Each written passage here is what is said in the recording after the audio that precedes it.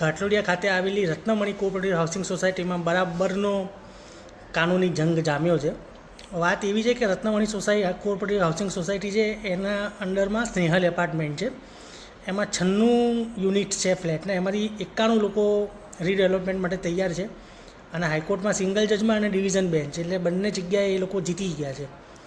અને 5 જે લોકો છે એ લોકોને ફ્લેટ ખાલી કરવાનો આદેશ પણ અપાઈ ગયો છે અને આદેશનું પાલન નથી થયું એટલે એ 5 લોકો સામે કન્ટેમ્પ્ટ ઓફ કોર્ટની હાઈકોર્ટમાં પિટિશન પણ ચાલુ છે.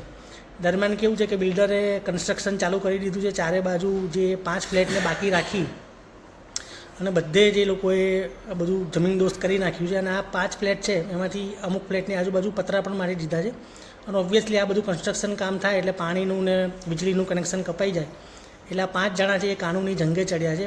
પોલીસમાં અરજીઓ કરી છે અને સિવિલ કોર્ટમાં એક અલગથી દાવો કર્યો છે કે જેમાં એવું કહેવામાં આવ્યું છે કે આ જે આખી કમિટી છે ગેરકાયદેસર રીતે રચાઈ છે, એમઓયુ પણ બરાબર પ્રોપર કાયદેસર રીતે થયું નથી. તો અત્યારે સિવિલ કોર્ટમાં કેસ ચાલી રહ્યો છે.